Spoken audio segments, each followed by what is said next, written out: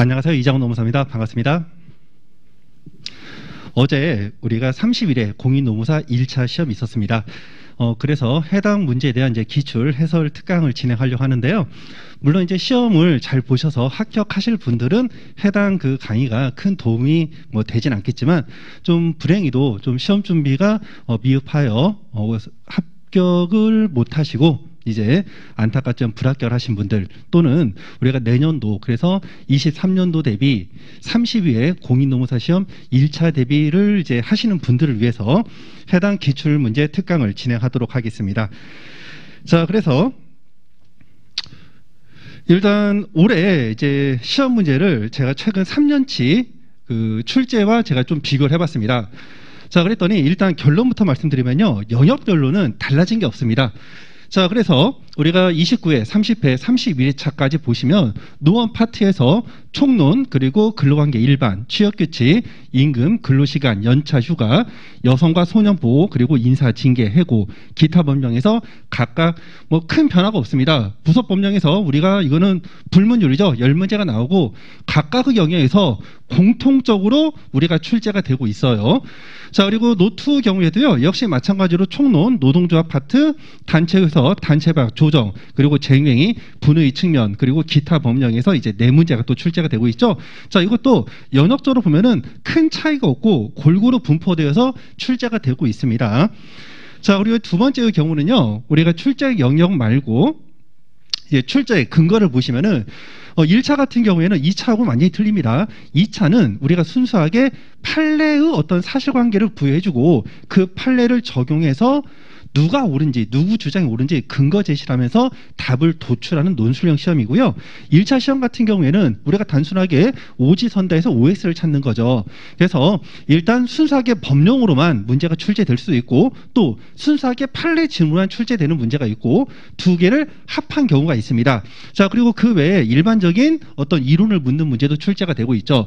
자, 그래서 해당 내용을 보시면은 일반 이론, 그리고 법령, 판례, 조합형으로 났는데 노원과 노트가 크게 차이는 없습니다. 큰 차이는 없고, 보통 이제 일반 이론에서 한두 문제가 출제가 되는데 올해 같은 경우에는 일반 이론에서 문제가 하나 더 출제가 되지 않았습니다.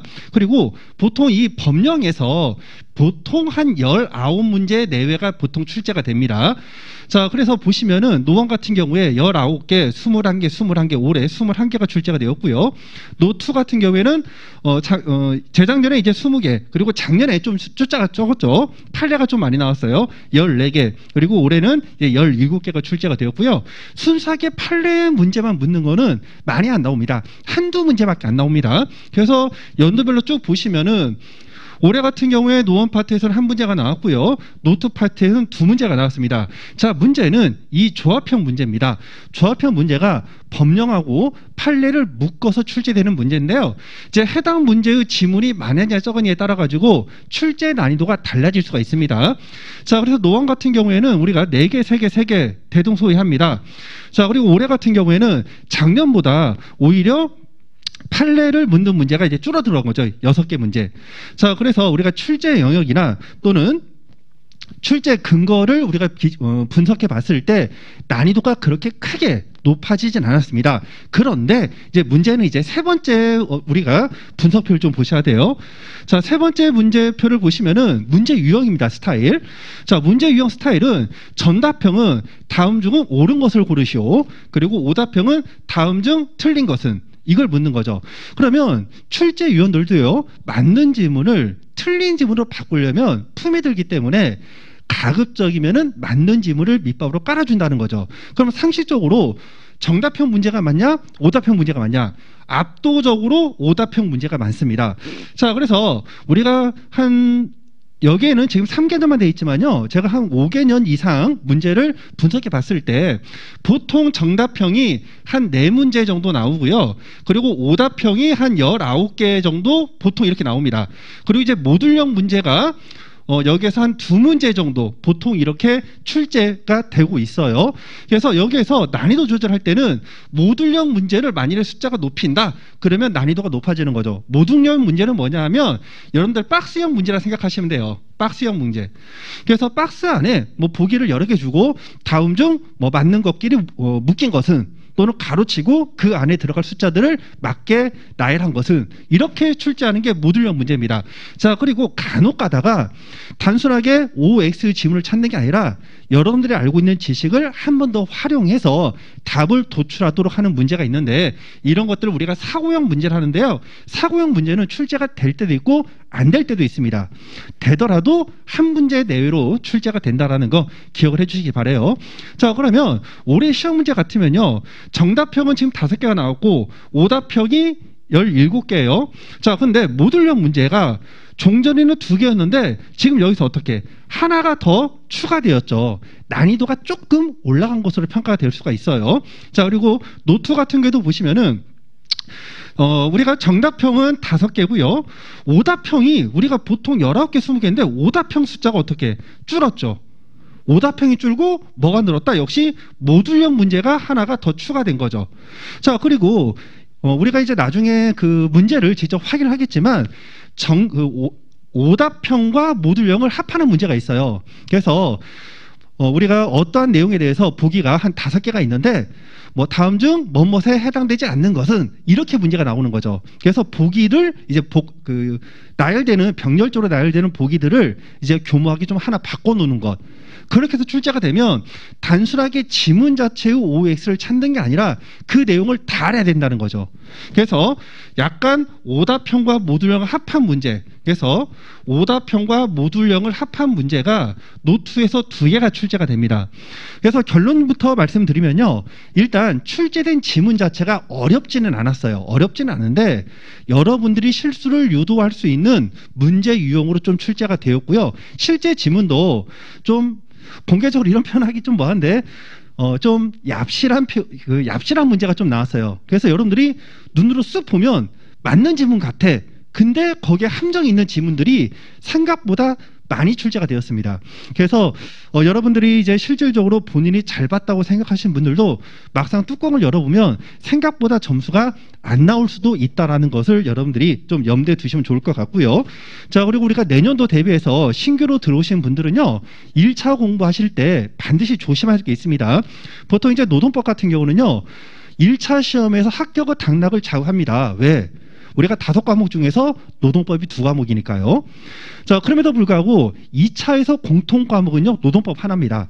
자, 그러다 보니까 우리가 공부할 때 보통 노동법은 2차 위주로 공부를 하시는데 2차는 우리가 판례를 가지고서 어떤 사실관계를 가지고 문제를 푸는 거고요. 1차는 우리가 제가 분석표를 만들어 드린 것처럼 우리가 보통 법령어 OX 정도를 체크하는 거거든요. 그래서 출제 포인트가 완전히 다릅니다. 자, 그럼에도 불구하고 노동법은 2차 위주로 공부를 하시면서 1차를 손을 등하시합니다. 그리고 1차에서는 민법과 사법법에 주력을 보통 많이 하세요. 그러다 보니까 시간 조절, 어떤 분배 페이스를 잘못해가지고 좀 낭패를 보시는 분들이 좀 덜어 있다는 겁니다. 그래서 1차를 공부하시는 분들은요, 수험 계획을 반드시 잘 세우시기 바라고 우리 프라임에서 이제 그 1차 설명회도 있고 동차반 설명회도 있고 또 2차 설명회도 다 이렇게 단계적으로 하고 있거든요. 그래서 그런 자세한 부분들은 여러분들이 설명회라던가 또는 개인적으로 저에게 이제 상담을 요청하시면 제가 자세하게 상담을 해드리고, 자, 이제 시험 문제를 직접 풀어보도록 하겠습니다. 자, 일단 노동법 1인데요. 1번을 보시면은 근로기준법령상 3개월을 초과하는 탄력적 근로시간제에 관한 규정에 따라 사행자와 그리고 근로자 대표가 서면 합의로 정한 사항에 해당되지 않는 것은 나와 있는데, 이 3개월 단위를 초과하는, 즉 6개월 미만의 탄력적 근로시간제는 굉장히 중요한 내용으로 제가 수업시간 그리고 파이널 특강 때도 강조했던 부분이고요. 지금 여기에서 구분하셔야 될 거는 이 3번과 4번 두 가지입니다. 제가 이제 기출해설 특강이기 때문에 모든 지문에 대한 OS를 찾아드리진 않고요. 문제를 최대한 빠르게 푸는 것만 체크를 하도록 하겠습니다. 그리고 참고로 여러분들 실제 시험장에서는요. 문제 하나당 배점이 1분입니다. 근데 우리가 마킹하는 시간도 있고요. 그리고 여러분들 검토하는 시간도 있기 때문에 문제 하나를 풀 때 기본적으로 한 40초 정도의 문제를 다 푸셔야 됩니다. 자, 그래서 지금 여기서는 3개월 단위와 그리고 3개월 미만 단위, 그리고 여기에 대해서 3개월 초과 6개월 미만 단위, 이거를 비교를 하는 건데 우리가 서면 합의에 3개월 미만의 경우에는 해당 당사자들이 내가 언제 더 추가적으로 일을 한지를 알고 있어야 되죠. 그래서 이때는 일별 근로시간을 정합니다. 근데 3개월을 초과해서 최대 6개월 미만까지 가는 거니까 너무 장기죠. 장기인데 해당 근로일에 얼마를 일할지 사용자도 예상하기 어렵고요. 따라서 근로자한테 야 너는 5개월 뒤에 어느 날 몇 시간 일을 할 거야 세팅하기가 어렵다는 거죠. 그래서 이때 3개월 초과 6개월 미만의 경우에는 제가 주별 단위를 우리가 한다겠죠. 주별 단위로 한다. 주별 단위. 자, 그러다 보니까 이때 3개월 초과는 탄력적 근로시간제에 관한 규정에 따라서 서면 합의하지 않는 시간은 뭐냐? 자, 이때는 우리가 일별 근로시간은 빠지는 거죠. 하나하나 찾기가 어렵다는 거예요. 대신에 주별 근로시간을 합니다. 자, 그래서 정답은 4번이 되고 있고요. 이것도 너무나도 중요한 문제였습니다. 자, 다음 2번을 갈게요. 직장 내 괴롭힘에 관한 문제인데요. 자, 직장 내 괴롭힘은 우리가 올해, 작년, 재작년 연속 3회 기출된 문제입니다. 자, 그래서 해당 내용을 보시면은 근로자에게 신체적, 정신적 고통을 주는 행위, 직장 내 괴롭힘이겠죠. 그 외에 근무 환경을 악화시키는 행위, 이것도 직장 내 괴롭힘입니다. 그래서 해당 내용 규율이 되어 있는 거죠. 틀린 지문이고요. 자, 2번 같은 경우에는 직장 내 괴롭힘 발생 사실을 알게 됐습니다. 자, 그러면 그를 누구나 자유롭게 신고를 할 수 있어야 되겠죠. 근데 그 피해자 동의가 없으면 신고할 수 없다? 아니죠. 동의가 없더라도죠. 동의가 없더라도 누구라도 피해 근로자를 보호해서 신고할 수가 있는 겁니다. 자, 세 번째, 사연자는 직장 내 괴롭힘 사실을 인지하더라도 신고 접수가 없으면 사실 확인을 위한 조사를 실시할 수 없다? 아니죠. 기본적으로 피해 근로자나 동료 근로자가 신고를 하면, 그래서 접수를 받으면 실태 조사를 하고요. 접수가 없더라도 사용자가 만일에 인지를 한다면 이때 실시를 해야 됩니다. 자, 4번. 사용자는 조사 결과 직장 내 괴롭힘 발생 사실이 확인된 때에는 피해 근로자 요청과 무관하게 피해 근로자 장소 변경 그리고 배치 전환 등 적절한 조치를 해야 된다. 자, 우리가 기본적으로 가해자에 대해서 제재 조치를 해야 되죠. 분리 조치를 해야 됩니다. 왜 피해자를 분리 조치합니까? 아니죠. 다만 피해자가 적극적으로 원한다라면 피해자 의사를 반영해서 분리 조치, 즉 배치 전환 등을 실시할 수 있다는 거죠. 그래서 이때는 피해 근로자의 요청과 무관하게 아니라 피해 근로자 요청이 필요합니다. 요청이 있는 경우에 하나는 거죠. 자, 5번. 사연자는 직장 내 괴롭힘의 피해 근로자는 물론 그 발생 사실을 신고한 근로자에 대해서 해고나 그 밖의 불리한 처우를 하여서는 아니 됩니다. 이게 정답인 거죠. 그리고 해당 규정을 위반하면 별도 벌칙 규정도 인정이 되고 있습니다. 자, 이것도 우리가 수업 시간에 여러 번 강조했던 부분이고요. 자, 3번 보겠습니다. 근로기준법상 근로감독관에 관한 설명으로 옳지 않은 건데요. 근로조건의 기준을 확보하기 위해서 소속은 고용노동부에 두고요. 그리고 근로감독관을 둔다. 자, 근로감독관은 우리가 근로관계에 있어서 사법경찰관의 업무를 수행하는 자입니다. 자, 그러니까 현장을 조사하고요. 또 장부와 서류 제출을 요구할 수가 있고요. 또 근로자나 사용자에 대해서 누구 말이 맞는지 신문할 수가 있습니다.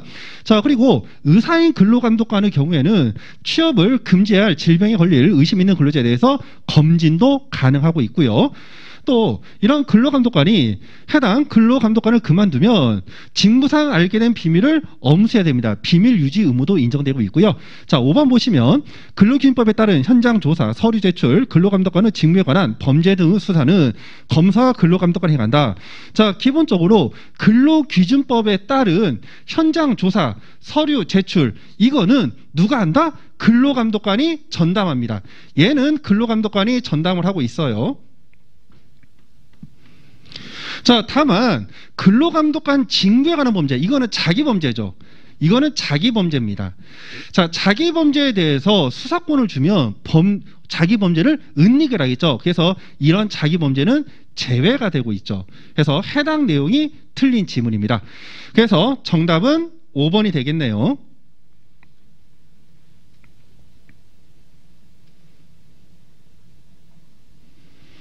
자, 다음은 4번입니다.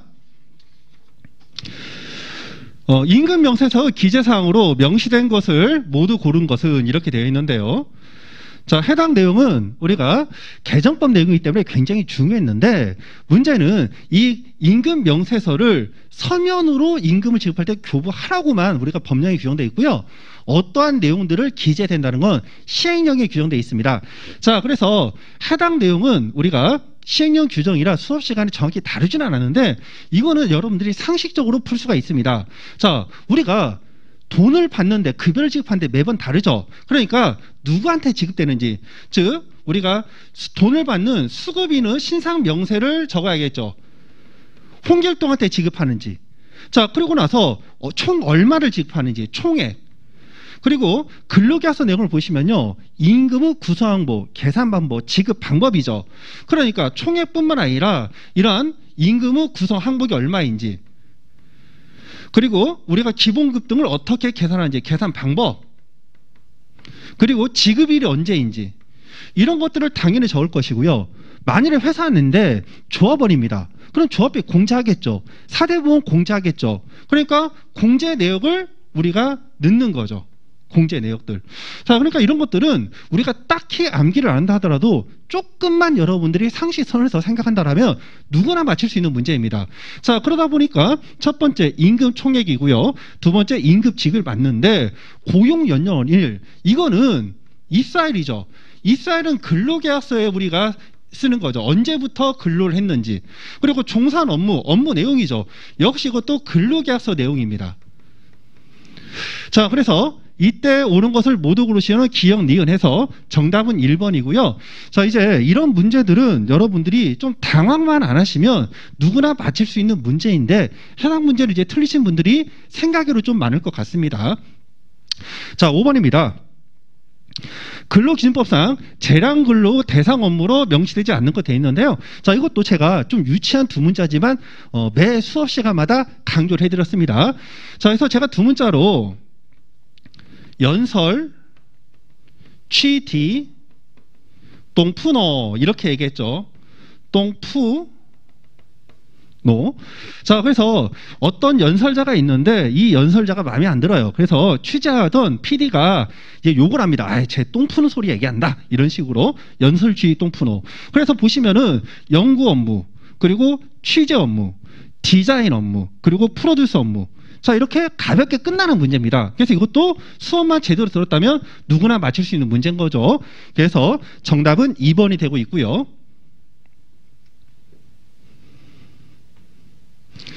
자, 다음은 6번입니다. 18세 미만자에 관한 설명으로 옳지 않는 것을 찾는 건데요. 자, 사용자는 18세 미만의 사람을 보건상뿐만 아니라 도덕상도 가능합니다. 도덕상, 보건상 유해 유용한 사업에 사용하지 못한다. 맞는 지문이고요. 사용자는 18세 미만의 사람에 대해서 그 연령을 증명하는 가족관계 기록에 관한 증명서. 요거 정말 치사한 문제인데 의외로 많이 틀리는 시간 같아요. 자, 그리고 또는이죠. 또는이 아니에요. and예요. 이 사람이 도대체 몇 살인지, 그리고 이 사람이 18세 미만인데 친권자의 동의가 받았다. 이런 동의서가 동시에 있어야 되는 거죠. 그래서 친권자랑 후견의 동의서에서 두 개가 다 필요한데 이거를 치사하게 또는으로 바꾼 겁니다. 그래서 옳지 아니한 건 2번. 이거 하나가 되겠죠. 자, 그리고 나머지는 여러분들 읽어보시면 됩니다.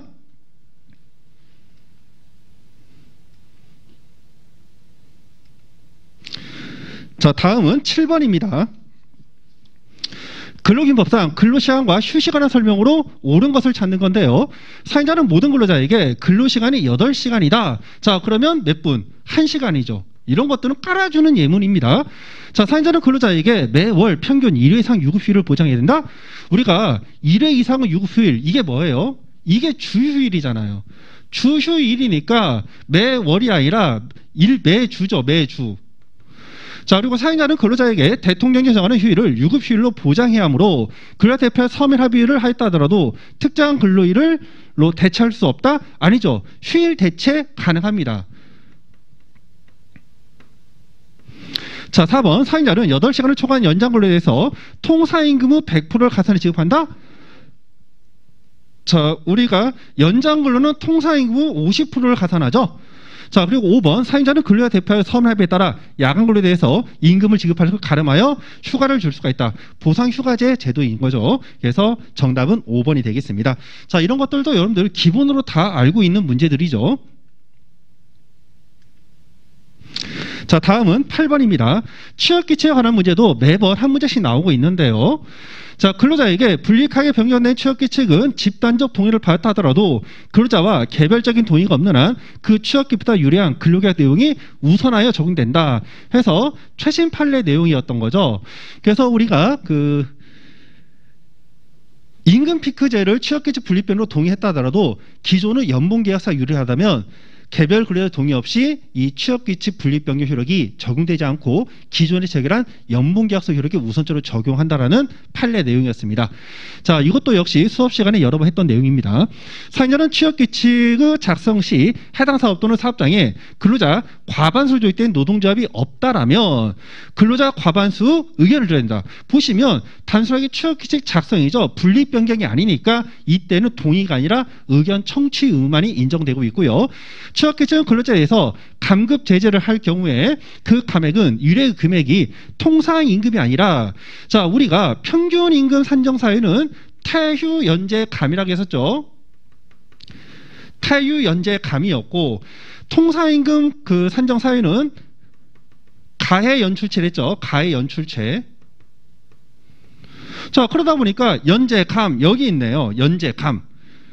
자, 그러다 보니까 이거는 우리가 통상임금이 아니라 뭐로 간다? 평균임금으로 산정을 하는 거죠. 그래서 평균임금 1인분의 2분의 1을 총액이 1인구 지급기 임금 총액의 5분의 1이 아니라 여기 두 군데가 틀렸네요. 10분의 1을 초과하지 못한다. 자, 4번 표창과 제재 관한 사항이 없는 취업규칙의 경우 고용노동자관은 그 변경을 명할 수가 있다. 자, 우리가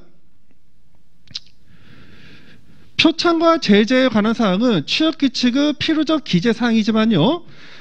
지금 없는데 변경을 명할 수 있는 것은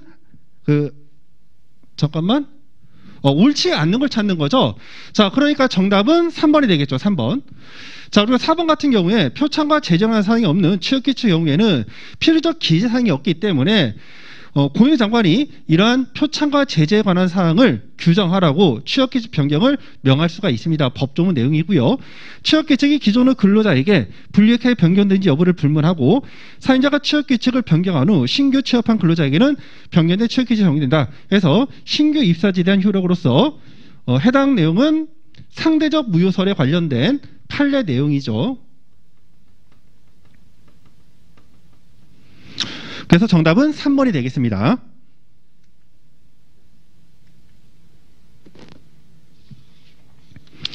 자, 다음은 9번입니다. 임금에 관한 문제가 한 문제가 출제가 되었는데요. 다음 중 옳지 않는 것은 통상임금에는 1개월 이내의 주기마다 정기로 지급되는 임금과 수당만이 포함된다? 자, 우리가 그렇지 않죠. 우리가 정기적인 개념은요, 일 임금 지급기를 초과하여 우리가 주기적으로 반복해서 지급된다라면 1개월을 초과해서 지급되는 금원도 통상임금에 포함이 됩니다. 그래서 1개월 초과해서 지급되는 것도 초과도 가능하다. 그래서 많이 틀린 지문이죠. 그래서 옳지 아니한 것 1번이 되겠습니다. 자, 다음 문제 보겠습니다.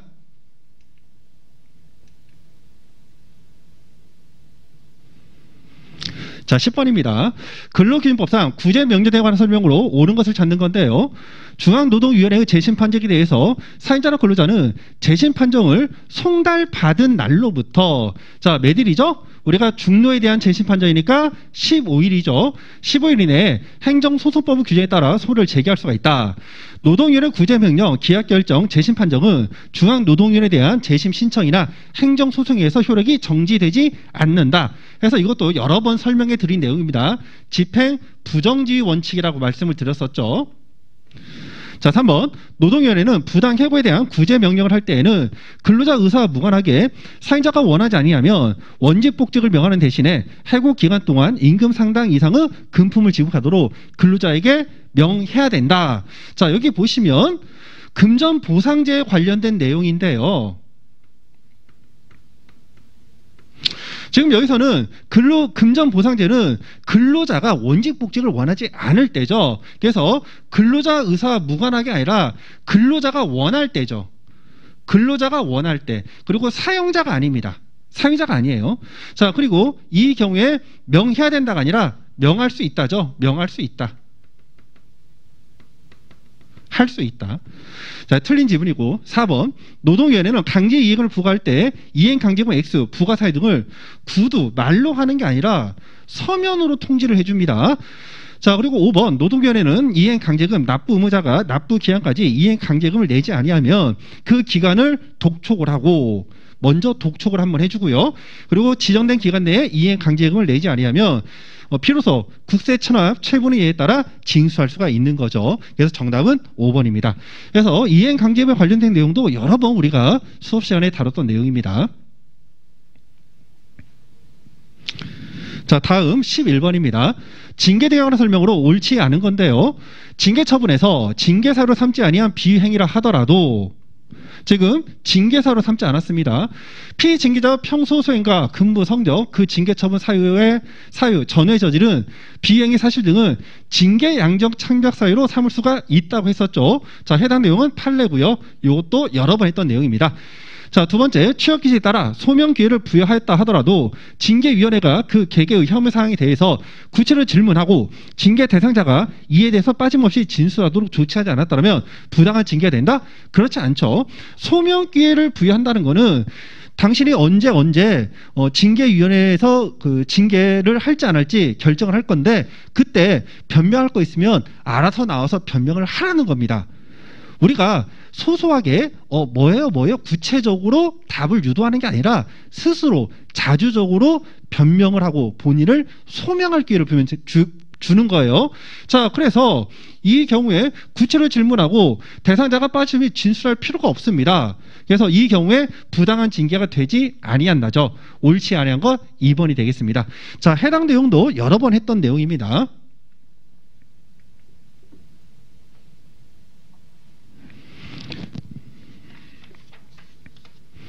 자, 다음은 연차 휴가에 관한 내용입니다. 역시 옳지 아니한 것. 자, 사용자는 계속해서 근로한 기간이 1년 미만인 자에게는 1개월 개근 시 1일의 연차 유급휴가를 줘야 된다. 자, 월차형 유급휴가에 대해서 언급을 하고 있는 거죠. 자, 두 번째, 사용자는 1년간 80% 미만 출근한 근로자에 대해서도 1개월 개근 시 1일의 연차 휴가를 줘야 된다. 역시 마찬가지로 월차형 휴가에 대해서 언급하고 있습니다.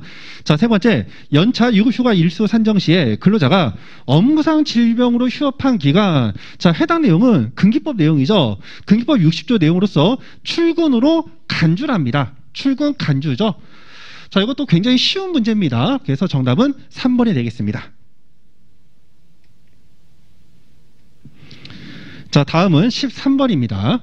근로계약에 관한 설명으로 옳은 것을 모두 고르시오. 자, 이런 이제 모듈형 문제인데, 모듈형 문제가 만일 어렵게 나오면 이건 틀리라고 내는 문제입니다. 근데 예문 자체가 굉장히 다 쉬운 예문들로 구성되어 있어요. 자, 사용자는 근로계약이 덧붙여서 강제, 저축 또는 저축금융 관리를 규정하는 계약을 체결하지 못한다. 예, 맞는 지문이고요. 자, 2번, 단시간 근로자의 근로조건은 그 사업장의 같은 종류 업무에 종사하는, 지금 여기서는 단시간 근로자니까 비교 대상자는 통상 근로자가 되겠죠. 통상 근로자의 근로시간을 기준으로 산정한 비율에 따라 결정돼야 된다. 예, 맞는 지문이죠. 자, 디귿, 소정 근로시간은 사용자가 근로계약을 체결할 때 근로자에게 명시할 사항에 해당하죠. 자, 요것도 이제 맞는 지문이고요. 자, 4번, 리을, 시용 근로관계는 사용자가 본 근로계약 체결 거절을 구두로 통보하면 그 근로관계 종료 정당성 인정된다? 아니죠. 본 채용 거절도 궁극적으로는 넓은 의미에 있어서 해고기 때문에 근기법 27조 서면 통지를 해야 됩니다. 그래서 구두는 안 되고요. 이때 서면 통지를 해야 됩니다. 그래서 정당성 인정되지 않는다. 그러면 정답은 기역, 니은, 디귿이니까 답은 3번이 되겠습니다.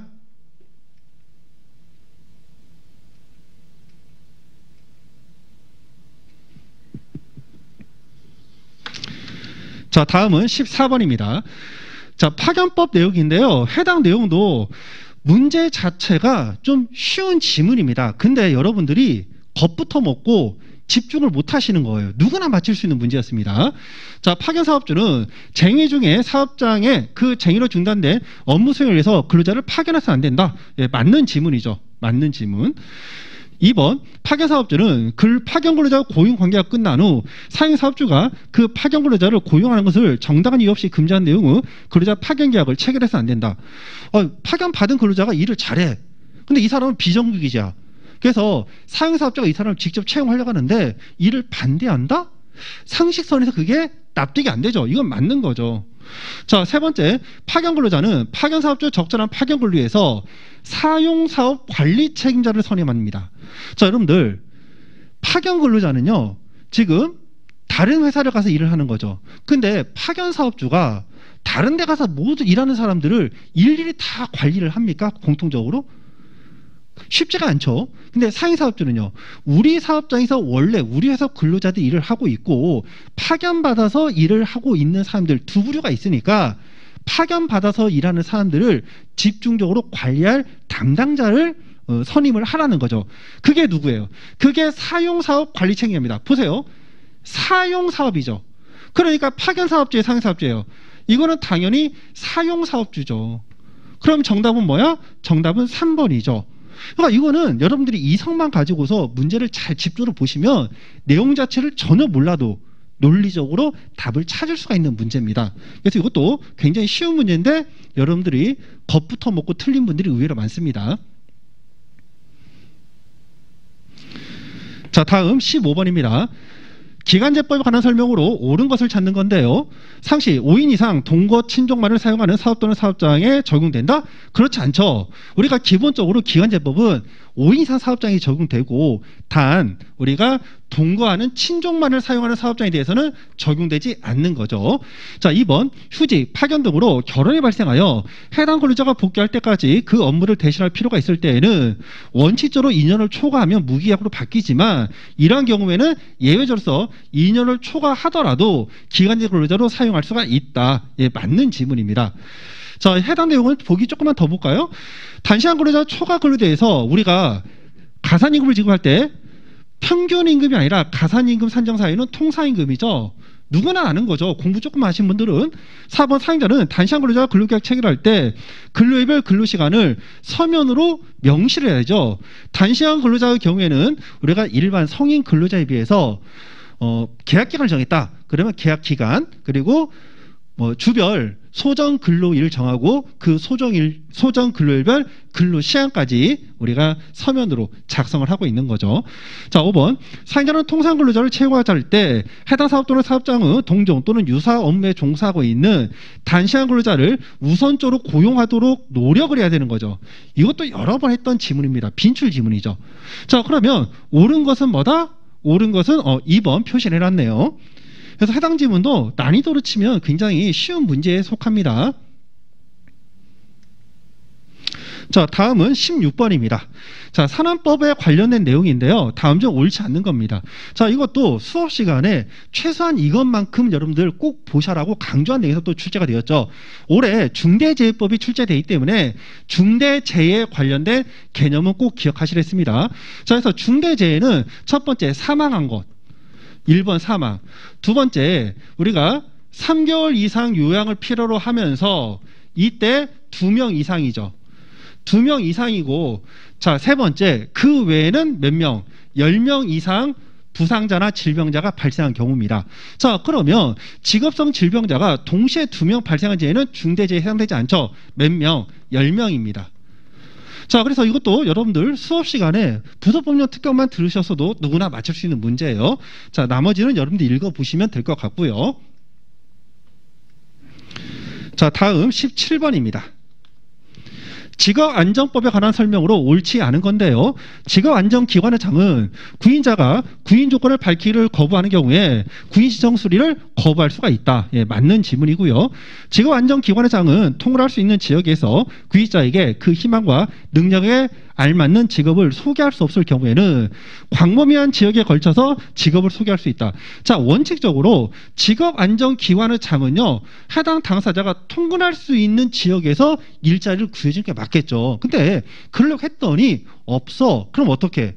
아쉬운 대로 통금 범위를 벗어난 데에서도 우리가 직업을 소개할 수 있겠죠. 자, 세 번째, 한국장애인 고용공단이 장애인을 대상으로 하는 직업 소개의 경우에는 소개를 하지 않고 무료 직업 소개 사업을 할 수가 있다. 자, 원칙적으로 무료 직업 소개 사업을 할 때는요, 일반적인 제3자가 할 때는 이 경우에 신고를 하고요. 자, 여기에 대해서 우리가 유료로 하는 경우에는 등록을 해야 된다고 했었죠. 근데 이 한국 장애인 고용공단이라고 하는 거는 말 그대로 공단이죠. 일반 제3자가 아니라 공적 기관입니다. 그래서 이 경우에는 별도 신고를 요하지 않는다.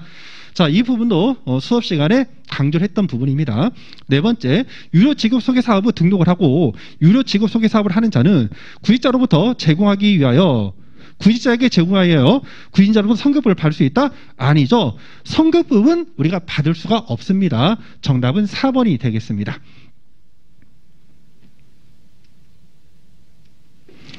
자, 다음 18번입니다. 직업안정법에 관한 내용으로 옳지 않은 건데요. 자, 1번 해당 법과 관련된 분쟁에서 입증 책임은 누가 진다? 이것도 여러 번 한 거죠. 입증 책임은 사업주가 진다. 근로자가 아닙니다. 이거는 바로 1번에서 끝나버리는 거죠.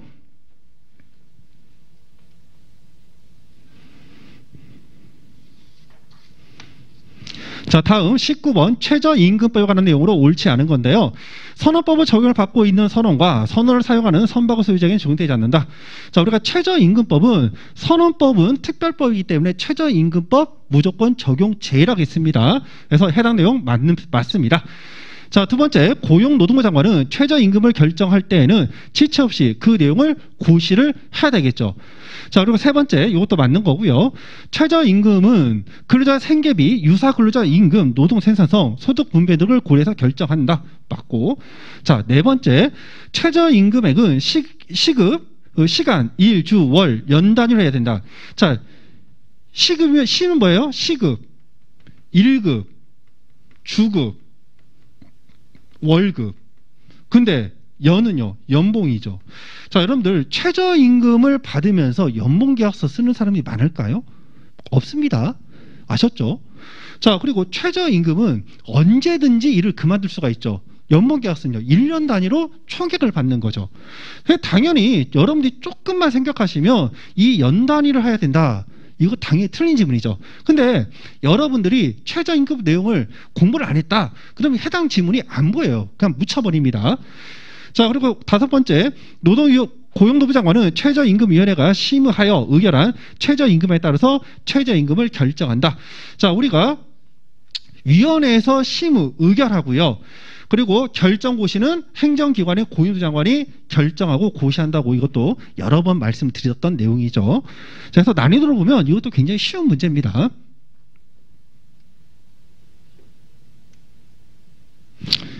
자, 다음 20번.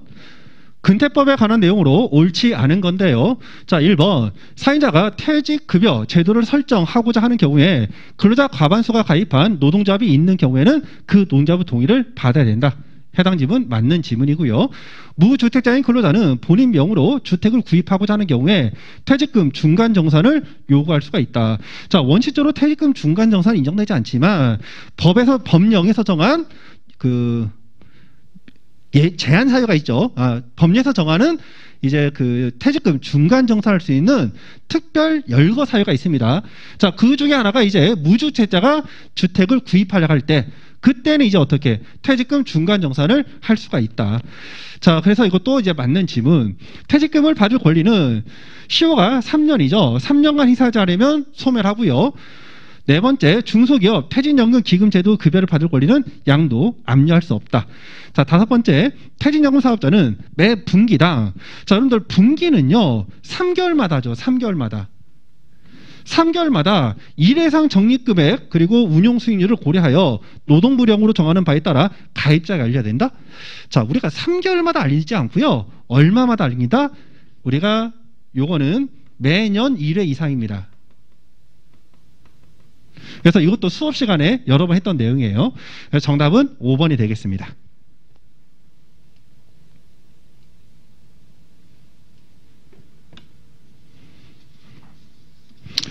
21번입니다.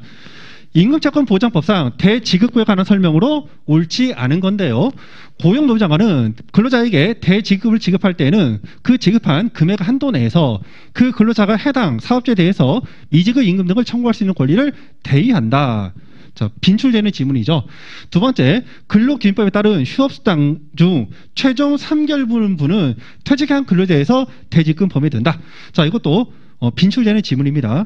그래서 더 많이 나오는 거는 우리가 최종 3개월분의 임금, 최종 3년간의 퇴직금. 자, 그 부분이 더 많이 나오고. 자, 세 번째, 대지급구에 관한 규정은 국가, 지방자치단체가 직접 수행하는 사업에는 적용되지 않는다고 했었죠. 자, 우리가 국가나 지방자치단체가 돈이 없어서 파산하는 경우가 있을까요? 없습니다. 그래서 이 3번도 빈출 지문이라고 말씀을 드린 바 있습니다. 자, 나머지는 여러분들이 확인해 보시면 될 것 같고요. 자, 다음 22번입니다. 근로복지기본법에 관한 설명으로 옳은 것을 찾는 건데요.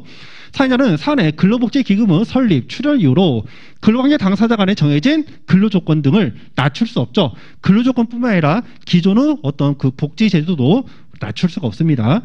자, 두 번째, 국가는 근로자의 근로복지를 위해서 근로복지기금에 따라 보조 또는 융자한 자금은 그 목적의 사업에 사용될 수 있다? 아니죠. 복지를 위해서 돈을 빌려줬는데 딴 데로 쓴다? 항복 유익입니다. 사용될 수 없다. 자, 세 번째, 사내 근로복지기금은 법인으로 한다. 해당 짐은 빈출짐이라고 법령 특강 때도 여러 번 강조해 드렸습니다. 자, 네 번째, 노동조합이 근로자가 생산성 향상과 근로복지 정책에 협력하도록 사년한 임금 수준의 상향 조치를 취해야 된다. 자, 우리가 법령 내용을 보시면 노동조합이 근로자는 생산성 향상과 근로복지 정책에 협력해야 한다. 협력해야 한다. 여기까지만 있죠. 그래서 복지에 관련된 건데 왜 근로자가 생산성 향상에 협조를 해야 되냐, 협력해야 되냐, 좀 말이 안 되는 것 같다. 이렇게 여러 번 강조한 내용이고요. 자, 해당 내용은 없는 내용입니다. 자, 그리고 다섯 번째, 사연자는 우리사주조합원은 의사와 무관하게 우리사주조합원을 소속, 계급 등 일정한 기준으로 분류하여 우리사주를 할당할 수 있다? 아니죠. 해당 당사자, 우리사주조합원은 의사에 반하여서 할당할 수 없다가 맞습니다. 그래서 해당 답은 3번이 되겠습니다.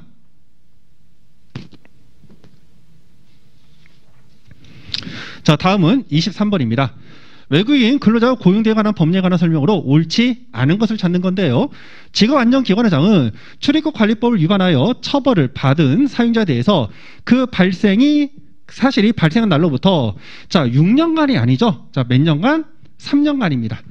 3년간 외국인 근로자의 고용을 제한할 수 있다. 이것도 기출 지문입니다. 자, 나머지는 여러분들이 읽어보시면 될 것 같고요.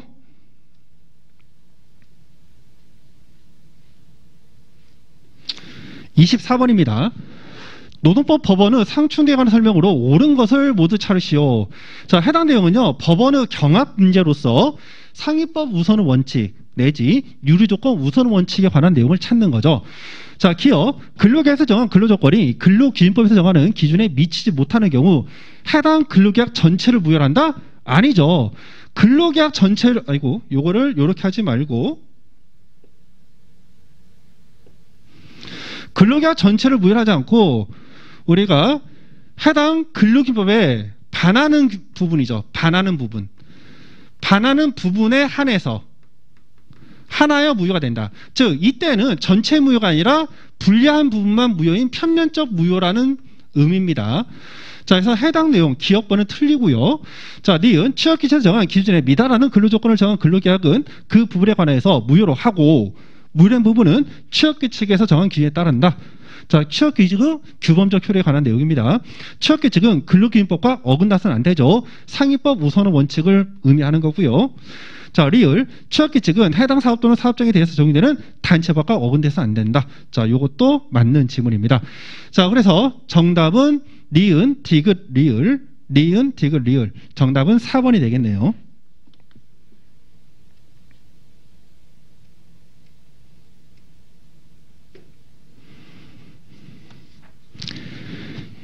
25번입니다. 자, 헌법상 근로권리와 의무에 관한 설명으로 옳지 않은 건데요. 자, 법인은 헌법상 근로권리의 주체가 될 수 없다. 자, 원래 근로권리의 주체는 누가 되는 거죠? 국민만 되죠. 국민은 누구예요? 자연인을 의미합니다. 자, 그래서 법인은 될 수가 없는 거죠. 맞는 지문이고요. 근로조건의 기준은 인간의 존엄성이 보장되도록 법률로 정한다. 맞는 지문. 3번, 근로권리는 공공복리를 위하여 필요한 경우에 한해서 법률로서 제한이 가능하고요. 국가유공자 상위군경, 전몰군경, 요거 전몰이죠. 전몰. 전몰군경의 유가족은 법률이 정하는 바에 의하여 우선적으로 근로 의무를 이행해야 된다? 아니죠. 근로기회를 부여받는 거죠. 근로기회를 부여받는 거죠. 부여받는다. 자, 이것도 여러 번 했던 지문입니다. 그래서 정답은 4번이 되겠죠. 자, 그래서 여기까지 해서 우리가 노원 문제를 다 풀어봤는데요. 노원 지문 자체가 아주 어렵거나 일부러 틀리라고 내는 문제는 제가 볼 때는 보이지가 않습니다. 자, 다만 여러분들이 이제 2차 위주로 공부를 좀 많이 하시는 분들은 1차 공부에 대해서 집중적으로 못하다 보니까 정확하게 문장의 OX를 확인하지 못하고 이거 같아 저거 같아 이렇게 좀 느낌으로 문제를 풀다 보면 실수할 수 있는 지문들이 좀 많이 나왔던 올해 시험 문제였습니다. 자, 그래서 이제 저 경우에는 여러분들 기본 이론이든 아니면 문제풀이 강의든 아니면 파이널 특강이든 어느 한 강의만 여러분들이 제대로 소화를 시켰어도 모두 80점 이상의 문제를 맞출 수 있었던 그 정도 수준으로 문제가 출제가 되었다는 점 말씀을 드리고요. 자, 제가 원래 강의 세팅을 할 때는 노원 파트와 노트 파트를 나눠서 2교시로 준비를 했었는데 우리가 노트 문제도 시간이 그렇게 많이 걸릴 것 같지가 않아요. 그래서 연강으로 해서 노트도 문제 해설을 마치도록 하겠습니다.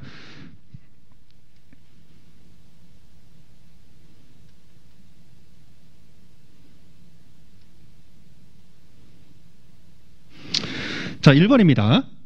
헌법상 노동상권에 관한 설명으로 옳지 않은 것을 찾는 건데요. 자, 헌법재판소는 노동사건의 법적 성격을 사회적 보호 기능을 담당하는 자유권 또는 사회권적 성격을 띤 자유권이라고 보는 입장을 취하고 있다.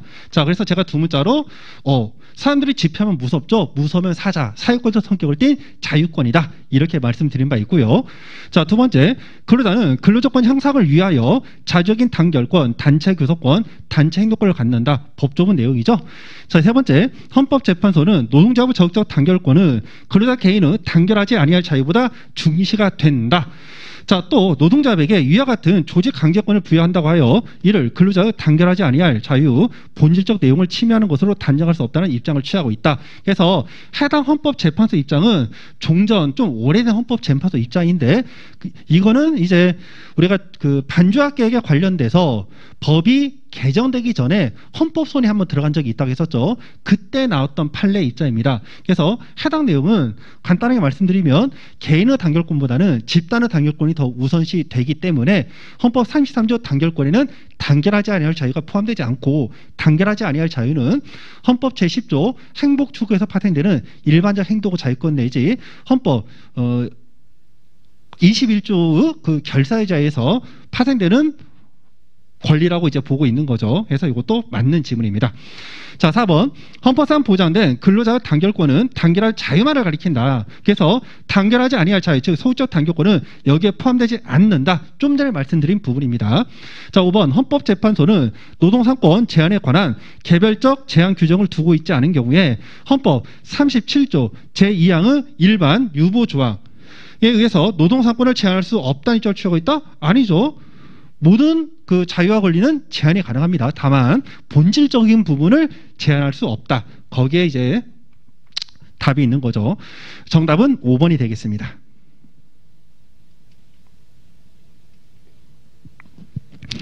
2번입니다. 노동자 및 노동관계 법령에 관한 설명으로 설명이다. 가로에 들어갈 숫자로 옳은 것을 찾는 건데요. 노동자 대표자는 노동자부 법인 등기사항 중에 변경사항이 있는 경우에 그 변경이 있는 날로부터 자, 이거는 조금 어렵습니다. 자주 나오는 지문이 아니라 조금 어려운데 해당 내용은 3주입니다. 자, 그리고 두 번째 보시면은 이건 빈출이죠. 행정관청은 설립신고서 또는 규약이 기재사항의 누락 등으로 보완이 필요하다. 자, 보완 명령 매들이죠. 20일의 기간을 정합니다. 자, 그리고 총회 개최는 우리가 1년에 1회죠. 자, 그러면 1번 지문이 다소 까칠하긴 합니다. 그런데 두 번째, 세 번째 지문을 보시면 20일 일이죠. 그러면 지문을 딱 보시면 20일 일 그냥 나옵니다. 그래서 지문 자체가 조금 까칠한 게 하나가 있지만 답을 고르는 경우에는 어려움이 없었을 것으로 판단되는 문제고요.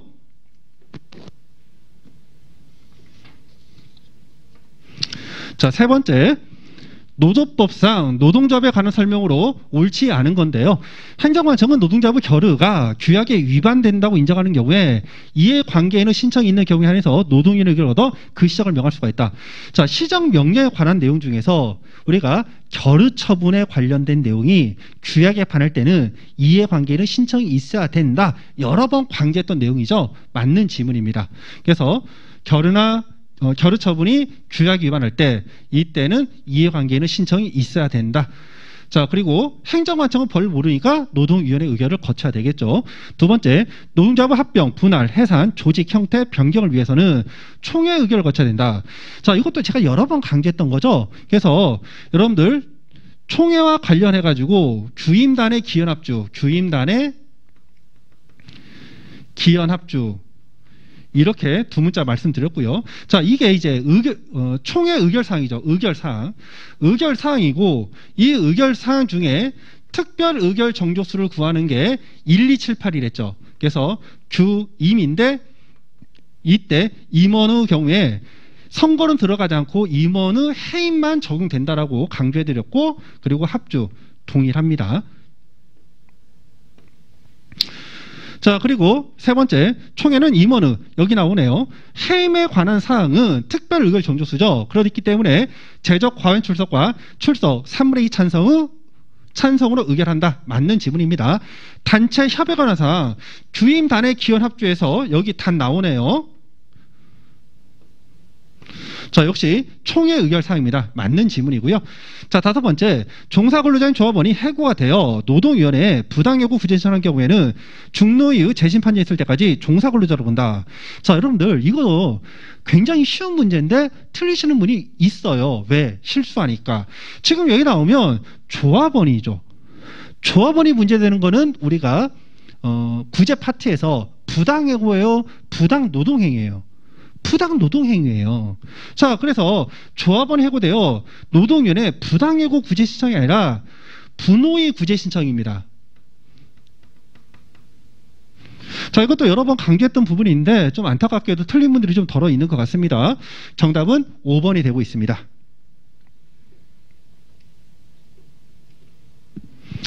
자, 다음은 4번입니다. 해당 내용은 이제 사고형 문제라고 볼 수가 있어요. 사고형 일종. 그러니까 조금만 사고를 하라는 거죠. 자, 노동자부 처분이 노동관계 법률 위반하여 행정관청 시정령을 받은 노동자비 이를 이행할 기간은 얼마죠? 사고를 해야 돼요. 얼마? 얘는 30일. 자, 두 번째, 노동자부의 임시총회 소집권자가 없다. 행정관청의 소집권자 지명기한은 우리가 15일이죠. 자, 그리고 노동자부 대표자가 회의의 소집을 고의로 기피, 해태하여 조합원 또는 대의원의 3분의 1 이상이 소집권자 지명을 요구했을 때 행정관청의 노동위원회에 대한 의결 요청 기한 얼마? 15일이죠. 자, 나머지도 다 15일입니다. 자, 그러면 일단 해당 문제는 각각의 사안에서 필요한 기간이 얼마인지를 먼저 1차적으로 여러분들이 체크를 하고 그리고 다시 한번 사고를 해서 비교하는 문제죠. 그래서 해당 내용은 사고형 문제의 유형이긴 한데 이제 그 급이 좀 낮은 급에 해당합니다. 그래서 정답은 1번이 되겠죠. 그래서 이 내용을 여러분들이 다 알지를 못한다. 그러면 이거는 난이도가 조금 있는 문제긴 한데 여러분들이 이것도 기본적으로 빈출되는 법 조문들이니까 맞추기는 어렵진 않았던 것 같습니다. 자, 다음 5번 문제입니다. 자, 다섯 번째 보시면은 노동조합 및 노동관계 조정 법령에 관한 설명으로 옳지 않은 거예요. 자, 근로자는 단체별로 정하거나 사용자의 동의가 있는 경우에는 사용자 또는 노동조합부터 급여를 지급받으면서 근로계약 소정 근로를 제공하지 아니하고 노동자 업무에 종사할 수 있다. 노조 전임자와 관련된 내용이죠. 맞는 지문입니다. 자, 두 번째, 노동자부 하부단체인 분해, 지부가 독자적인 규약. 자, 그리고 집행을 가지고서 독립된 주의체로 활동하고 있는 경우, 자, 유명한 독집도 판례죠. 자, 이런 경우에는 당의 조직이나 그 조합원의 고유한 사항에 대해서는 독자적으로 단체 교섭을 하고 단체박을 체결할 수 있다고 했었고요. 자, 세 번째, 근로적으로 결정이 있는 독립된 사업 또는 사업장이 조직된 노동단체는 지부, 분해 등 명칭 불문하고 노동자부 설립 신고를 할 수 있답니다. 자, 근로조건 결정권이 있는 경우에 해당하는 거죠. 자, 네 번째, 근로시간 면제에 대한 근로시간의 면제 한도를 정하기 위해서 근로시간 면제 심의위원회를 고용노동부에 둔다. 과거에는 고용노동부에 뒀죠. 자, 그런데 이게 이제 개정이 되어서요, 대통령 직속기관인 경제사회노동위원회 둡니다. 경제사회노동위원회. 자, 경제사회노동위원회는 대통령 직속 특별기관입니다. 자, 그래서 정답은 4번이 되고 있고요. 자, 이것도 이제 여러 번 강조했던 내용입니다. 자, 5번. 연합단체 노동조합을 설립하고자 하는 자는 노동조합 명칭, 주된 사무소 소재지, 조합원 수 등을 기재한 설립 신고서에 자, 규약을 첨부하여서 고용노동장관에게 이를 제출한다. 설립 신고에 대한 제도죠. 네, 맞는 지문입니다. 그래서 정답은 4번이 되겠습니다. 자, 다음은 6번입니다. 단체 교섭 및 단체 협약에 관한 설명으로 옳지 않은 걸 찾는 건데요. 노동자분 정당한 이유 없이 교섭 또는 단체부 체결을 거부, 해태해서는 아니 된다. 맞는 지문이고요. 사용자로부터 교섭부 체결에 관한 권한을 위임을 받은 자는 그 사용자를 위해서 위임받은 범위 한도 내에서 그 권한을 행사할 수 있죠. 자, 세 번째, 교섭대표 노동조합 대표자는 단체바 체결 여부에 대해서 원칙적으로 소수 노동조합이나 그 조합의 의사에 기속된다고 볼 수가 없다. 예, 최신 판례 내용이죠. 자, 네 번째, 노동조합은 해당 사업에 단체박이 2개 이상이 있는 경우에 나중에 이르는 단체박 유효기간 만료 이전 3개월이 되는 날부터 사용자의 교섭을 요구할 수 있다. 자, 나중에 이르는 단체박이 아니라 최초에 이르는 단체박이죠. 최초에 이르는 단체박. 그래서 정답은 4번이 되고 있고요. 자, 나머지 5번은 여러분들 읽어보시면 될 것 같아요. 그래서 해당 지문도 여러분들 기본적으로 깔고 가는 법 조문이어서 여러 번 수업 시간에 했던 내용입니다. 자, 다음은 7번입니다. 창구, 단일화 절차에 관한 설명으로 옳지 않은 것을 찾는 겁니다. 1번, 하나 사업장에서 조직 형태에 관계없이 근로자가 설립하거나 가입한 노동조합이 2개 이상인 경우 노동조합은 교섭대표 노동조합을 정해서 그 교섭을 요구한다. 창구 단일화 절차에 관한 내용으로 맞는 거고요. 자, 두 번째, 교섭대표 노동조합을 자율적으로 결정하는 기한 내에 자, 사용자가 교섭 창구 단일화 절차를 거치지 아니하기로 동일했습니다. 자, 그러면 이 경우에 즉 개별 교섭을 한다는 거죠. 개별 교섭을 하는 경우에는 노조를 우리가 차별하면 안 됩니다. 그래서 사용자는 교섭을 요구한 모든 노동조합과 성실하게 교섭을 해야 된다. 자, 신설된 법조문 내용으로 맞는 지문입니다. 세 번째, 교섭대표 노동조합을 자율적으로 결정하는 기한까지 교섭대표 노동조합을 정하지 못하고 사용자의 동의를 얻지 못한 경우에는 교섭창구 단일화 절차에 참여한 노동조합의 종사근로자가 아닌 조합원, 참여한 종사근로자가 아닌 조합원, 얘를 포함하여 전체 조합원 과별 조직된 노동조합이 교섭대표 노동조합이 된다. 제가 올해부터 적용되는 거 종사근로자, 비종사근로자가 있다고 했었죠. 그래서 종사근로자만이 적용되는 법조문은 이번에 출제될 가능성이 유력하다고 수업 시간에 여러 번 강조해드렸습니다. 자, 이때 종사근로자가 아닌 조합원은 포함된다, 안 된다? 얘네들은 포함이 안 됩니다. 정답은 3번이 되겠죠. 자, 그래서 이것도 수업만 들으면 누구나 맞출 수 있는 문제였습니다. 자, 다음은 8번입니다. 교섭단이 결제에 관한 설명으로 옳은 것을 찾는 건데요. 노동자 또는 사용자는 사용자가 교섭 요구 사실을 공고하기 전에는 노동위원회에 그 교섭 단위를 분리하는 결정을 신청할 수 없다. 자, 우리가 이원화되어 있습니다. 자, 그래서 교섭 요구 사실을 공고하기 전에 분리 신청을 할 수가 있고요. 그리고 교섭 요구 사실을 만일에 공고를 했다. 그러면 이때는 창구 단일화 절차가 끝나고 날 때까지 기다려야 된다고 말씀을 드렸었죠. 자, 그리고 2번 보시면요.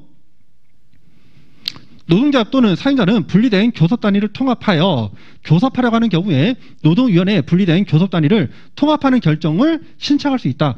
그래서 과거에는 분리 신청만 가능했는데 지금은 통합 신청도 가능하죠. 자, 세 번째, 노동위원회는 노동관계 당사자의 어느 한쪽이 신청한 경우에 교섭 단위를 분리하는 결정을 할 수 없다? 아니죠. 자, 우리가 교섭 단위 분리 결정은요, 어느 한쪽 신청도 가능합니다. 자, 다만 직권으로는 안 된다고 했었죠. 직권은 안 된다. 자, 4번, 노동위원회는 교섭 단위를 분리하는 결정을 하고 해당 사업 또는 사업장의 모든 노동자과 사용자에게 그러한 통지를 해야 된다. 자, 이거는 맞는 지문이죠. 자, 5번, 교섭 단위 분리 신청에 대한 노동위원회 결정이 있기 전에 교섭 요구가 있을 때에는 교섭 단위 분리 결정과 관계없이 교섭 요구 사실을 공고 등 참고할 절차가 진행이 된다. 자, 그렇지 않죠. 아까 말씀드린 것처럼 교섭 요구 노동조합을 공고하기 전에는 우리가 자유롭게 신청을 할 수가 있고요. 자, 우리가 교섭 요구 사실을 공고한 후다. 이때는 참고 단위 절차가 종료가 될 때까지 해당 절차가 정지가 됩니다. 자, 그래서 정답은 4번이 되겠네요.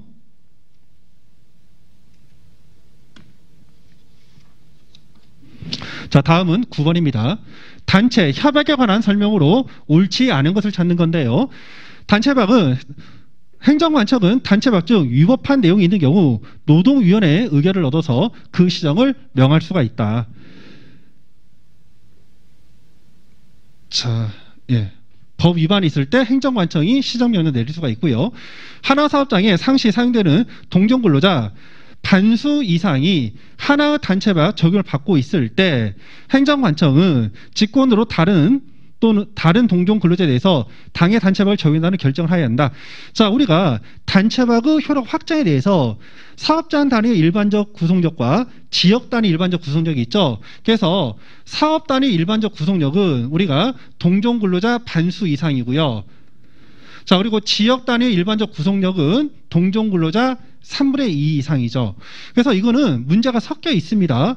그래서 하나의 사업이다. 사업장이다. 그럼 이거는 우리가 사업장 단위의 구성력 확장이기 때문에 근로자 반수 이상의 하나 단체협을 받고 있을 때고요. 이때에는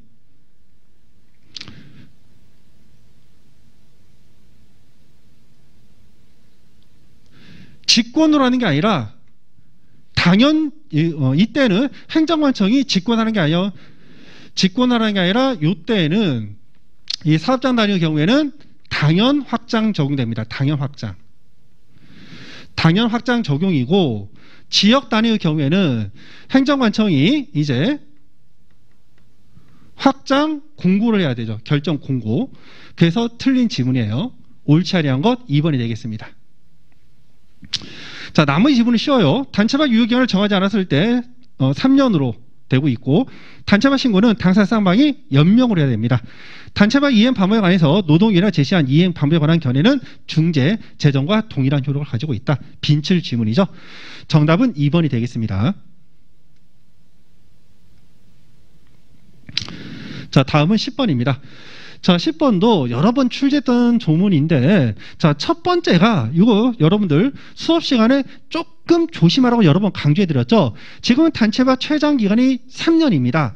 3년이다. 이거는 법에 있는 내용이고 시행령 규정에는 최초 교섭대표 노동조합이 체결한 단체박 유효 기간을 최초 단체박을 체결한 그 교섭대표 노동조합의 경우에는 우리가 시행령에 2년으로 돼 있어서 이게 법 내용을 지금 뒤따라가고 있지 못하다라고 강조해드린 부분이죠. 참고 다른 절차에 따라서 결정된 교섭대표 노동조합은 그 결정이 있은 후 사용자 체결한 첫 번째 단체박 효력 발생한 날을 기준으로 자 3년이 아니고 이때 얼마 2년이라고 해서 요거 조심을 하고 시라고 제가 말씀드린 바 있죠. 2년이 되는 날까지 그 교섭대표 노동조합의 지위를 유지한다. 자, 두 번째는 빈출이에요. 단체박의 그 유효기간이 경과한 후에도 새로운 단체박이 체결되지 아니한 때에는 새로운 단체박이 체결될 때까지 종전 단체박 효력을 존속시키는 취지의 별도 약정이 있는 경우에 그에 따른다. 즉 자동 연장 조항을 의미하는 거죠. 자, 이때 자동 연장 조항을 할 때 해지권이 인정됩니다. 이때 해지 기간은 6개월이다. 이렇게 말씀드린 바 있죠. 답은 3번이 되겠습니다. 자, 다음은 11번입니다. 단체 협약에 관한 설명으로 옳지 않은 것을 찾는 건데요. 노동조합은 신에 따라 성실히 교섭하고 단체벌 체결해야 된다. 그 권한을 남용해서 안 된다. 자, 노조법 30조 내용이고요. 단체 협약에서 정한 근로조건, 기타 근로자의 대우에 관한 기준에 위반한 취업규칙 또는 단체법 부분은 그 효력이 무효한다. 역시 노조법 33조. 자, 3번. 단체법 당사자인 노동조합은 단체법 유효기간 중에 단체 협약에서 정한 근로조건 등에 관한 내용의 변경을 폐지, 요구하는 쟁의를 하지 아니할 평화 의무를 부담한다. 자, 판례 내용이고요.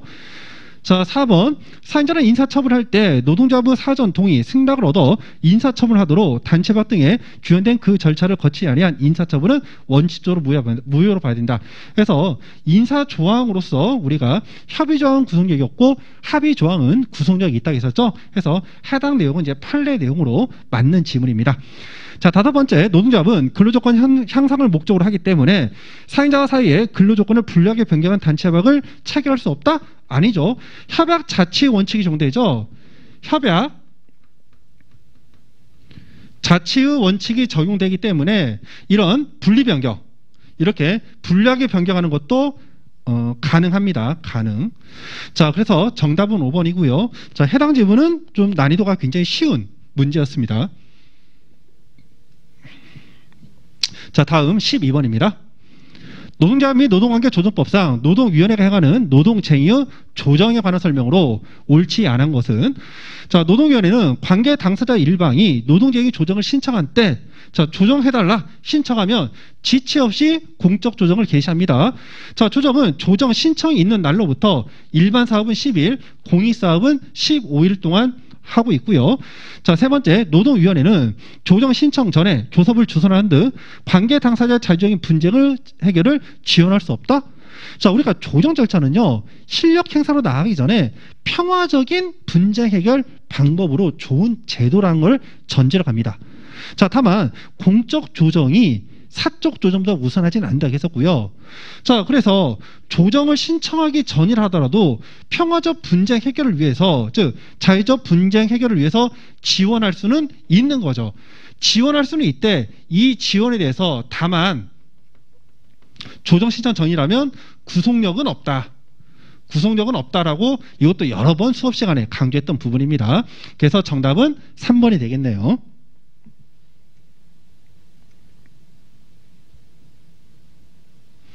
자, 다음은 13번입니다. 노동쟁의의 중재에 관한 설명으로 옳은 것을 찾는 건데요. 노동쟁의가 중재 회부되었다. 자, 그러면 이때 중재 회부기간이 몇 일이죠? 15일이죠. 이때는 우리가 공익사업 불문합니다. 자, 2번째, 관계당사 일방이 단체협약에 의해서 중재를 신청한 때에도 노동위원회는 중재를 행한다. 자, 우리가 중재 개시는요, 중재 재정이 구속력이 있기 때문에 당사 쌍방의 관여가 있어야 된다겠죠. 그래서 쌍방이 같이 신청하거나 일방이 신청을 하긴 하되 그 전제가 단체 협약에 의하여서 일방이 신청하는 경우, 이때는 가능하다고 말씀을 드린 바 있습니다. 그래서 정답은 2번입니다. 자, 해당 내용도 빈출이었던 내용이고요. 자, 14번입니다. 자, 이것도 수업 시간에 여러 번 강조해 드렸죠. 그래서 제가 공익사업과 필수 공익사업을 구분을 하시랬죠. 필수 공익사업. 그래서 공익사업의 경우에는 제가 두 문자로 공익사업은 정수 공은방이라고 했었고요. 정수가 공은방을 운영을 한다. 필수 공익사업은 정수 친구인 철수인데 철수가 병이 나서 시험장을 못 가니까 한의서 통곡한다. 철수 병안통이라고 말씀을 드린 바 있습니다. 자, 그래서 해당 내용도요, 여러분들이 두 문자만 가지면 바로 하죠. 자, 공중위생. 자, 공중위생 여기 있네. 이거 공익. 자, 통신. 여기 있네. 이거 필수.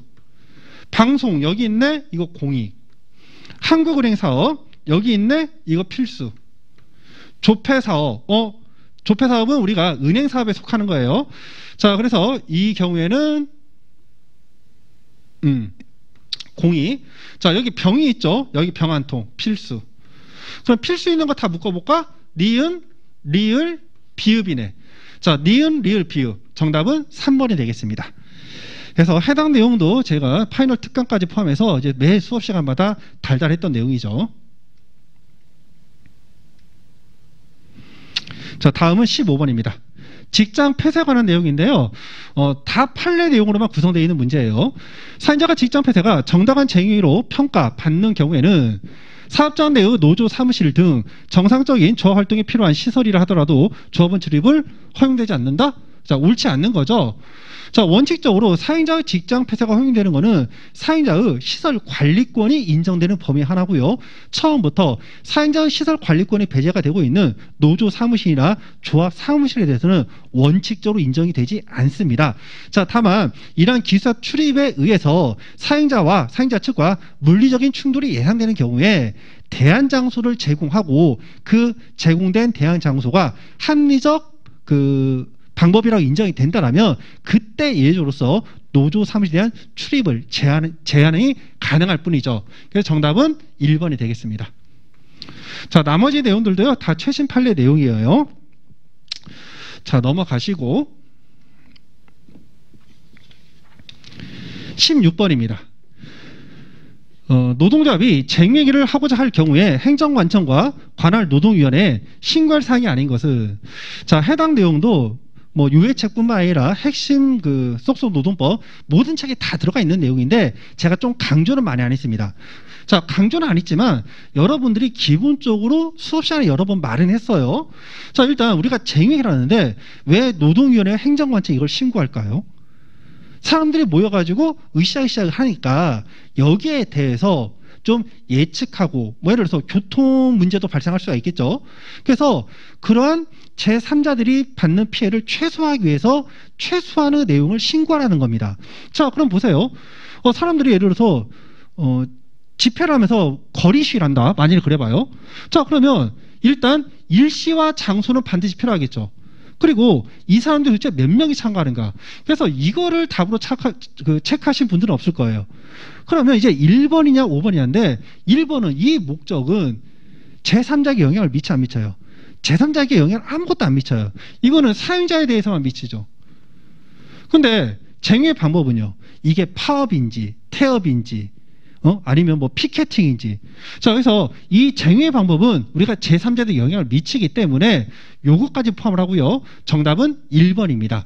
자, 그래서 해당 내용은 이런 문제 유형은 올해 처음 나온 겁니다. 그래서 해당 문제는 아닌 것은 하니까 이게 오답형 같지만 실질적으로는 이게 오답형과 모듈형 문제가 합쳐진 문제다. 이렇게 생각하시면 됩니다. 그래서 이런 문제들은 과거에 우리가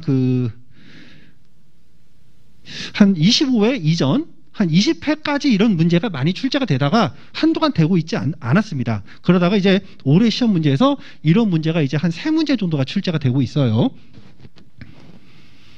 자, 그래서 이것도 여러분이 모르셨다 하더라도 어떤 취지를 이해하시면 좀 찍어서라도 맞출 수가 있었던 문제였습니다. 자, 다음은 17번입니다. 쟁의에 관한 설명으로 옳은 것을 찾는 건데요. 그러자는 쟁의 기간 중에는 어떠한 경우라도 노조법 위반을 이유로 구속되지 않는다? 어떠한 경우가 아니죠. 이때 언제? 현행범이면 구속됩니다. 현행범이면 이때는 구속이 되고 있어요. 자, 다음 노동조합의 쟁의회의는 직접 비밀 무기한 투표에 의한 종사 근로자인 조합원 과반 찬성으로 결정하지 않으면 이를 행할 수 없다. 쟁의회의는 직접 비밀 무기한 투표이고 이때 대상은 종사 근로자만이 포함되고 있죠. 자, 그래서 맞는 것은 2번이 되고 있네요. 잠깐만. 옳은 것. 네, 2번이 정답이죠. 17번. 자, 다음은 18번입니다. 쟁의회의라는 설명으로 옳지 않은 것을 찾는 건데요. 근로자와 쟁의회의가 정당한 것으로 인정받기 위해서는 그 목적이 근로조건의 향상을 위한 노사 간의 사적 교섭을 조성하는 데 있어야 되고요. 두 번째, 노조법상 적법한 절차를 거친 후 이루어진 쟁의에 대해서 쟁의 발생 신고 절차의 미준수만으로, 자, 우리가 신고 절차 미준수는 정당성에 영향을 미치지 않는다고 했었죠. 자, 쟁의 수단으로서 피켓팅입니다. 파업에 가담하지 아니하고 조업을 계속하려는 자에 대해서 자, 허용되는 것은 평화적 언어적 설득만 가능하고 어떤 물리적 강제는 허용되지 않는다고 했었죠. 자, 네 번째, 쟁의회의가 조정 전치의 규정에 따른 절차를 거치지 않았다 하더라도 무조건 정당성을 결여한 쟁의가 되는 것은 아니다. 그래서 두 문자는 안사에 부결을 했었죠. 그래서 국민 생활의 안정이나 사용자가 사업 운영에 예의치 않은 혼란이나 손해를 끼치는 등 부당한 결과를 초래하는지 여부에 따라 판단하고요. 단순하게 조정 절차를 거치지 아니한 쟁의를 다 정당성이 없다고 한다면 헌법상 단결적인 법의 조합이 하는 쟁의는 예외 없이 모두 정당성을 상실하게 될 수밖에 없다. 그렇기 때문에 조정 절차를 거치지 않았다는 사정만으로 곧바로 쟁의의 정당성을 당연히 부정하진 않는다고 말씀드렸고요. 자, 5번. 노동조합이 사용자가 수용할 수 없는 단순 과다 요구를 하고 있을 때 이때 쟁의의 목적 정당성은 부정되지 않고 이때는 단체 교섭 과정에서 해결을 해야 된다고 말씀드렸습니다. 자, 이제 거의 다 왔습니다. 19번입니다. 노조법상 부당 노동행위에 관한 설명으로 옳지 않은 건데요. 근로시간 면제한도를 초과하여 사용자가 급여를 지급하였다 하더라도 부당 노동행위가 성립하지 않는다? 이거는 바로 나오죠. 근로시간 면제한도를 초과했다. 초과해서 지급한다. 그러면 곧바로 부당 노동행위에 해당합니다. 정답은 1번이 되겠습니다. 자, 다음 20번인데요. 자, 20번도 법이 개정되고 나서 충분히 출제가 될 거라고 제가 많이 강조했던 부분입니다. 부당 노동행위 제1조 제4호 단서에 따른 노동자부 자율적인 운영, 활동을 침해할 위험 여부를 판단할 때 고려사항이 아닌 것. 이때 위험은 우리가 구체적 위험이라 했죠. 노동자부 자율성이 침해될 구체적 위험이 있는가 여부를 보는데 지문 내용을 보시면 여러분들이 눈에서 다 익은 내용이에요. 제가 문제를 보니까 저도 바로 안 나오더라고. 뭐가 틀렸지? 야, 치사하게 보시면 2번을 볼까요? 원주된 운영비가 노동자부 총 지출에 차지하는 비율. 자, 뭐가 틀렸죠? 보이나요? 총 지출, 이게 틀린 거죠. 운영비 원조는 노동자부 수입원이 주로 사용자로부터 원조받는 거를 막는 거죠. 그러면 이때 원주된 운영비니까 이거는 총 지출이 아니라 총 수입에서 차지하는 비율이죠. 이건 정말 치사한 문제입니다. 치사한 문제. 정답은 2번이 되겠습니다. 자, 다음은 21번입니다. 부당노동행위 구제에 관한 설명으로 옳은 것을 찾는 건데요. 사용자 부당노동행위로 인하여 그 권리를 침해당한 근로자는 노동위원회에 그 권리를 구제를 신청할 수 없다. 자, 부당노동행위 경우에는 침해를 당한 해당 조합원 및 근로자 그리고 노동조합도 독자적인 구제 신청을 할 수가 있다고 했었죠. 자, 2번 노동위원회가 관계 당사자 신분을 할 때에는 관계 당사자의 신청 없이는 증인을 출석하게 하여 필요한 사항을 질문하게 할 수 없다. 신청이 없다 하더라도 질문하게 할 수 있죠. 직권 탐지주의가 가미되고 있습니다. 자, 세 번째, 부당노동행위 구제 신청은 계속하는 부당노동행위 경우에 그 종료일로부터 3개월 이내에 행해야 된다. 자, 요게 이제 정답이고요. 자, 4번 같은 경우에는 기각 결정에 불복할 때 결정이 있는 날이 아니라 이 결정서를 송달받은 날로부터죠. 송달받은 날로부터. 빈출이고요. 자, 5번 같은 경우에도 행정소송 시기에서 효력이 정지된다? 정지되지 않죠. 이게 뭐야? 집행 부정지 원칙. 노원에서도 나왔던 그 내용이죠. 부정지 원칙. 그래서 정답은 3번이 되겠습니다. 자, 다음은 22번입니다. 노동위원회에 관한 설명으로 옳지 않은 겁니다. 자, 공익위원은 해당 노동위원회 위원장, 노동조합 및 사용자가 추천한 사람 중에서 노동조합과 사용자가 야, 쟤네들은 나한테 좀 불리하게 할 것 같아. 이런 사람들 어떻게 한다? 순차적으로 배제하고 남은 사람을 위촉 대상 공익위원을 한다고 여러 번 강조했습니다. 자, 두 번째, 관계 당사자 양쪽이 모두 단독 심판을 신청하거나, 자, 양쪽이 모두 단독 심판을 신청하거나 또는 단독 심판으로 처리할 것을 동의를 했다. 자, 이 경우에는 단독 심판이 가능하죠. 자, 노동위원회 위원의 임기는 3년을 하고요. 연임 가능하죠. 자, 이런 것들은 우리가 깔아주는 문제예요. 맞추라는 문제. 자, 나머지는 넘어갈게요. 자, 다음은 23번입니다. 공무원 노조법에 관한 설명으로 옳지 않은 것을 찾는 건데요. 정부 교섭대표는 다른 정부 교섭대표와 공동으로 교섭할 수가 있지만 다른 정부 교섭대표에게 교섭, 단체합의 체결 권한을 위임할 수 없다? 위임할 수 있죠. 자, 반대로 노조 측에서는 제3자는 일체 관여를 못합니다. 그래서 교섭을 할 때 노조 대표와 그리고 교섭위원들만 들어갈 수가 있어요. 정답은 1번이 되겠죠. 자, 나머지는 여러분들이 한번 읽어보시면 될 것 같고요. 자, 다음 24번입니다. 교원 노조법에 관한 설명으로 옳은 것을 찾는 건데요. 자, 교원 노조법은 이원화되어 있다고 했었죠. 자, 그래서 유아교육법, 초중등교육법과 대별해서 고등교육법이 있다고 했습니다. 그래서 쉽게 어린이집, 유치원, 그리고 초등학교, 중학교, 고등학교까지 한 세트, 그리고 대학교가 별개 한 세트라고 했습니다. 자, 그래서 초중등교육법에 따른 교원은 개별 학교 단위로 노인정을 설립할 수 있다? 초중등교육법은 개별 학교로 단위로 할 수가 없고, 개별 학교 단위로 할 수 있는 경우는 고등교육법에 따른 거죠. 고등교육법. 고등학교가 아닙니다. 고등교육법은 대학교예요. 대학교. 자, 2번. 교원으로 임원되어 근무하던 사람은 규약이 정함이 있다 하더라도 노동조합에 가입할 수 없다? 아니죠. 우리가 노조법에서 비종사 근로자의 조합원 자격을 인정하듯이 공무원 노조법과 교원도 더 이상 현재 공무원인 신분, 교원 신분을 요하지 않고요. 규약이 정함에 따라 조합원 자격이 인정이 되고 있습니다. 세 번째, 노동조합과 조합원은 그 파업, 태업, 그 밖에 업무 정상적 운영을 방해하는 쟁의를 할 수가 없죠. 자, 4번, 단체 교섭을 하거나 단체별 체계를 하는 경우에 관계 당사자는 국민 여론 그리고 학부모 의견을 수렴하여 성실하게 교섭하고 단체별 체계를 해야 된다. 자, 우리가 학교는요, 학부모들 영향을 굉장히 많이 받는다고 제가 강조를 해드렸죠. 그래서 이때는 교원 노조법에 있는 특별 규정입니다. 정답은 4번이 되겠습니다. 이제 마지막 문제인데요. 근참법 관련된 내용입니다. 자, 노사협에 관한 설명으로 옳지 않은 건데요. 노사협에는 근로조건의 결정권이 있는 사업 또는 사업장 단위로 설치해야 된다. 자, 맞고요. 하나 사업의 종사원은 전체 근로자 수가 30명 이상이며 해당 근로자가 지역별로 분산되어 있다 하더라도 그 주된 사무소에 노사협의를 설치해야 된다. 자, 해당 내용은 시행령 규정이긴 합니다. 자, 우리가 그러니까 사업 단위로 한 회사 소속 근로자가 30명 이상이에요. 노사협의를 설치해야 되는데 사업장을 A 사업장과 B 사업장으로 나눠줬다는 거죠. 자, 그러면 어디에 설치해? 따로따로 하지 않고 원칙적으로는 주된 사업장 소재를 관할하는 주된 사무소에 노사협의를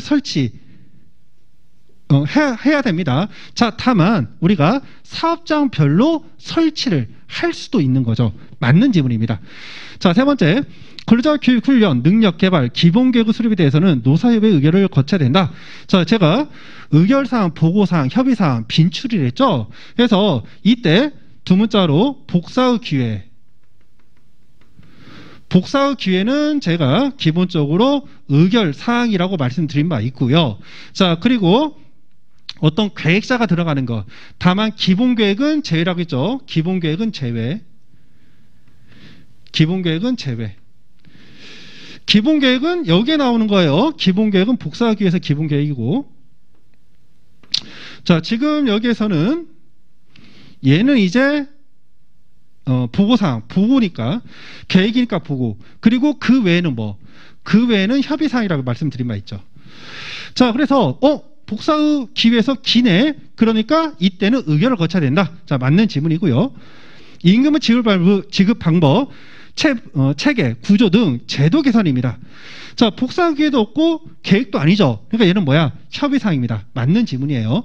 자, 다섯 번째, 근로조건 기타 노사관계에 관한 합의가 노사협의의 협의를 거쳐서 단체법의 실적, 형식적 요건을 갖추었다 하더라도 단체협의라 볼 수가 없다? 자, 원칙적으로 노사협의에서 합의는 단체협약이 아니지만 노조 대표자가 노사협의의 대표위원이 될 수가 있습니다. 자, 이런 경우에는 우리가 실질적으로 그 형식은 노사협의에서 이루어졌다 하더라도 단체로서의 실질적, 형식적 요건을 갖췄다면 단체 협약 수력을 인정한다라는 게 판례 입장이었죠. 그래서 이거는 판례 입장으로 정답은 5번이 되겠습니다.